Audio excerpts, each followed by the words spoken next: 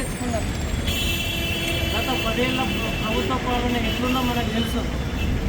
సెక్రటేరియట్లో ఒక ఉపాధ్యాయుడు వెళ్ళాలంటే ఎన్నో ఆంక్షలు.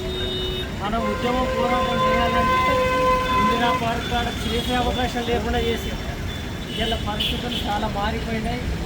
మనకు అనుకూలమైన ప్రభుత్వం వచ్చింది, అనుకూలమైన ఎమ్మెల్సీలు ఉన్నారు, అనుకూలమైన ప్రజాప్రతినిధులు ఉన్నారు, మీకు వెన్నంటి ఉండే ఉపాధ్యాయ సంఘాలు కూడా ఉన్నాయి.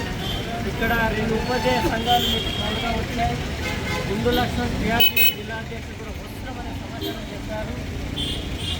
ఈ ఉద్యమం వెనుక, ఈ పోరాటం వెనుక మేము ఎప్పుడు ముందు ఉంటాం. మీ వెనుక ఉండి నడిపించే బాధ్యత మాపై ఉంటుంది. ఇప్పుడు కూడా ఒక్కటే తక్కువ, మీరు ఉద్యమం చేయడమే తక్కువ.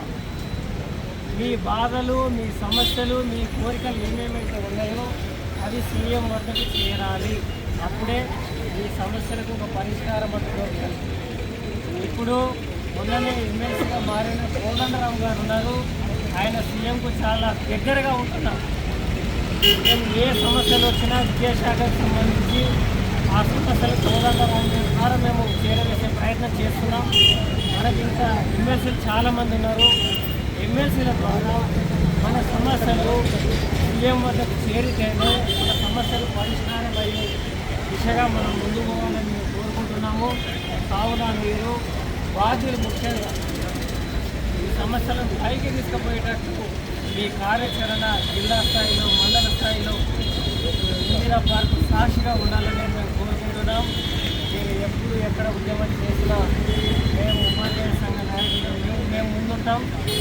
ఆ సమస్యలను ముందుకు తీసుకువెళ్ళే ప్రయత్నంలో మేము కూడా ఉంటాం. కాబట్టి ఈ ఉద్యమాలను ఇంకా తీవ్రంగా, ఇంకా జనరంజకంగా ప్రతి ఒక్కరు పాల్గొనేటట్టు ఉండాలి.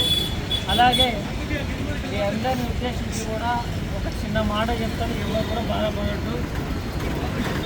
హక్కుల కోసం మనం ఎట్లా పోరాటం చేస్తామో మనకు కొన్ని బాధ్యతలు కూడా ఉంటాయి. ముందుగా మనము బాధ్యతలను నెరవేర్చుకోవాలి. ఒక సిఆర్పిగా ఇటీవల ఒక జాబ్ చార్ట్ వాట్సాప్లో చక్కర్ కొట్టింది. ఆ జాబ్ చార్ట్ ప్రకారం మనం సిఆర్పిగా మన విధులు నిర్వహించాలి. కంప్యూటర్ ఆపరేటర్లు, ఎంఐఎస్ కోఆర్డినేటర్లు వీళ్ళందరూ కూడా సర్వశిక్షలో ఇప్పటివరకు పనిచేస్తున్నారు.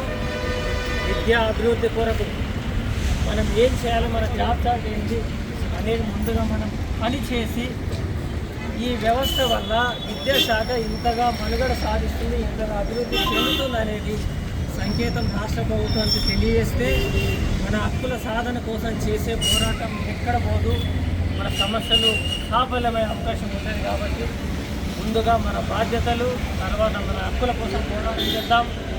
ఈ హక్కులు, మన కోరికలు, మన సమస్యలన్నీ సీఎం రేవంత్ రెడ్డి గారి వద్దకు చేరవేర్చే బాధ్యత తీసుకొని అందరం వెళ్దాం. అప్పుడే మన సమస్యలు పరిష్కారం అయ్యే దిశగా భవిష్యత్తులో మన కార్యాచరణను రూపొందిస్తే మీ వెనక, మీ ముందు ఉపాధ్యాయ సంఘాలందరికీ తెలియజేస్తూ మీ ఐక్యతకు, మీ సఖ్యతకు, మీరు చేస్తున్న పోరాటానికి మద్దతు తెలుపుకుంటూ టీబీడీఎఫ్ సంగారెడ్డి జిల్లా పక్షాన ఉద్యమాన్ని తెలియజేసుకుంటూ ఈ అవకాశం ఇచ్చినటువంటి కూడా తెలియజేస్తాం.